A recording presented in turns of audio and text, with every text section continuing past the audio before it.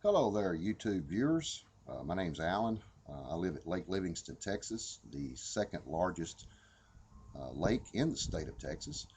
And it's too windy for me to be fishing today. So, what I thought about doing is maybe you're a first time boat buyer out there, or you've bought a boat and you're not familiar with everything that works in the boat. So, I'd like to shed some light on that today and give you a little tour of my bass boat and kind of help you understand a little bit more about what it takes to operate a bass boat. And I'll touch a little bit on boat trailer and a little bit on Texas licensing. This is a 1982 Bass Tracker bass boat. This is mine. It has a 1981 Mercury motor. I've had the boat modified as far as installing carpet in the boat. As you can see, we went with brown, kind of a sharp looking boat. They don't make these anymore, not Bass Tracker 3s. Anyway, forgot to mention it is very windy today, so you may hear wind chimes in the back, or you may hear some acorns hitting this carport. So I'll try to speak up a little bit and get through this. One of the first things that is factory on any boat is known as the navigation lights. Uh, that's these things right here.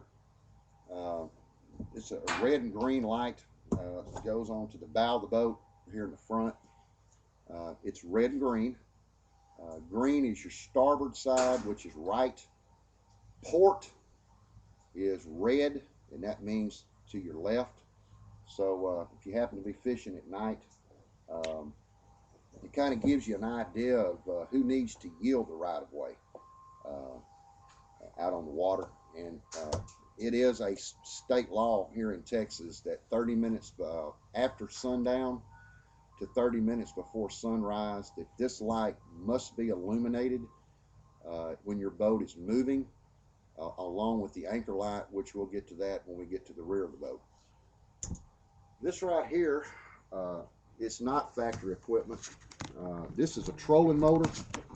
This is a 33-pound thrust all-terrain turbo.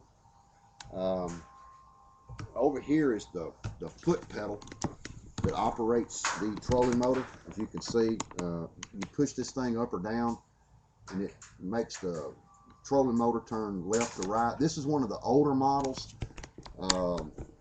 Now they have the new ones now that they look kind of like a lily pad.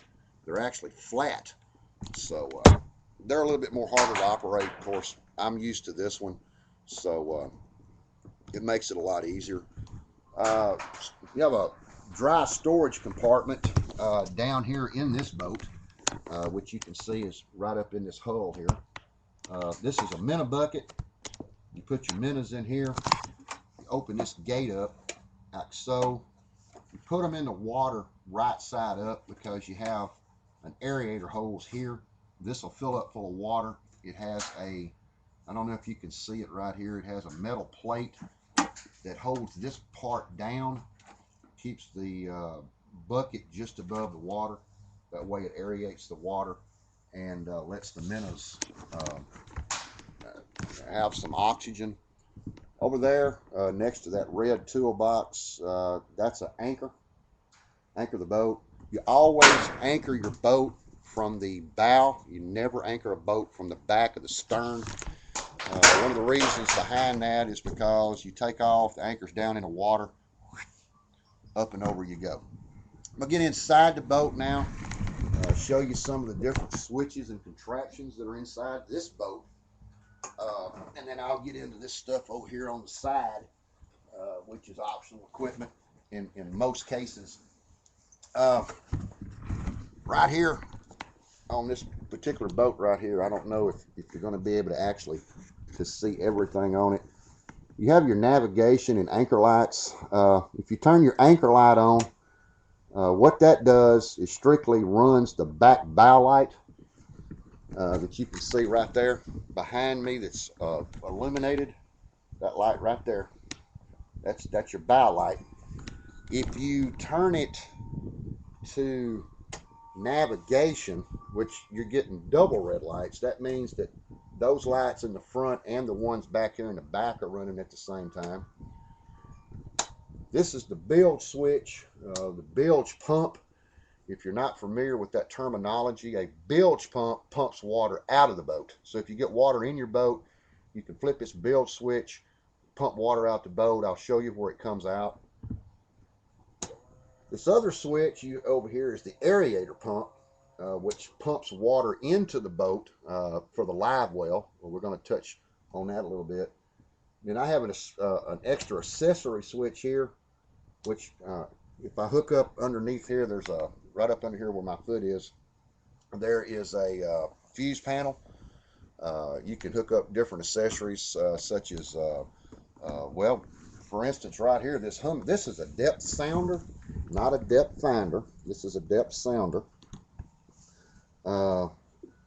This thing right here has a transducer on the back of the boat, which I'm going to get to. It'll give you not only water temperature, but air temperature, which right now is 56 degrees. It'll also show you how deep of water that you're currently in. And this one also is programmed where you can see fish, small, medium, and large, along with the bottom, and it'll also show how deep those fish are as well. This is the live well right here.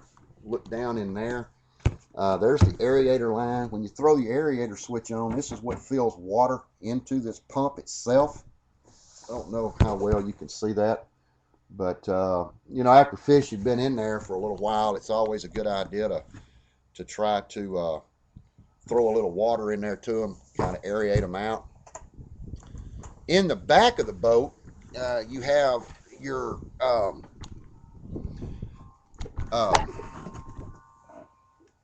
batteries and your fuel tank. There's only one 12-volt battery. Make sure you use a deep cycle marine battery on the boat.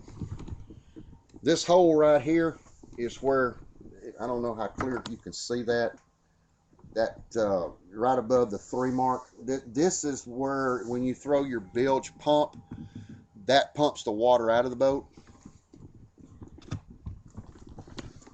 This right here, on the back of the boat, need to learn a little bit about this. First of all, this contraption right here is the transducer. This is the thing that gives the reading up there on the depth sounder. And then you have, this is the hole for the plug, keeps water from coming in the back of the boat. This automatically, water floats into this. This goes into your live well. You also can suck water through it for aeration into the live well.